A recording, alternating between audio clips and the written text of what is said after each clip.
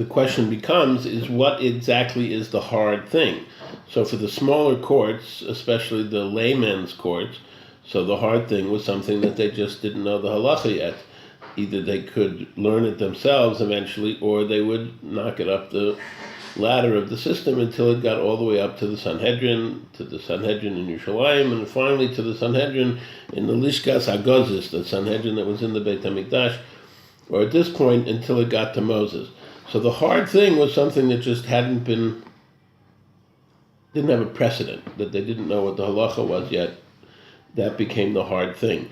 When Yisro describes the system, he says that Moses should take the big things and he should be the judge of those cases, that they will bring the big things to him and he will be the judge of those cases, and the other judges will judge the rest of the cases all the time. But over here it doesn't imply that. Then it says that what it implies is that they will judge all the cases. When they have something that is kosher, something that is hard, they will bring it to Moshe. Moshe will inform them of what the halacha is, but the judgment goes back down the line all the way to the court that initiated the case.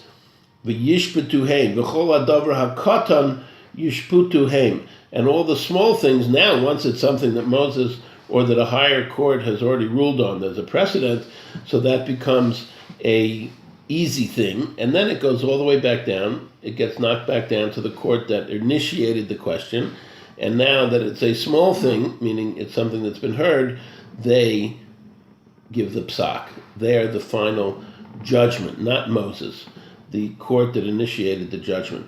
Vayishalach es chosno vayelech lo el arzo. And Moshe Rabbeinu sends Yisro out. You might, okay, enough interference from the father-in-law, and sends him out. But no, he escorts him away, and he shows him honor even though he doesn't have Moses' wife and children with him. So you might think that initially when he went out to show his father-in-law honor, he was only doing it because his own wife and children were with Yisro. But here you see that he gives Yisro full honor. Yisro goes away, and it says Vayelech lo el arzo, and then it points out that just like by lech lecha, when God says go leave your land, when he tells Avram Avinu to go, and it is lecha, it's for you.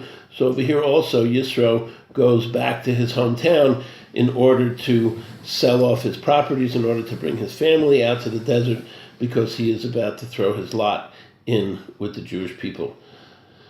It's cold here in Beit Meir, and we didn't have the snow that they promised, but it is definitely cold. You should all be well and be warm in any city where you happen to be, but start making plans to come home. Take care. Be well.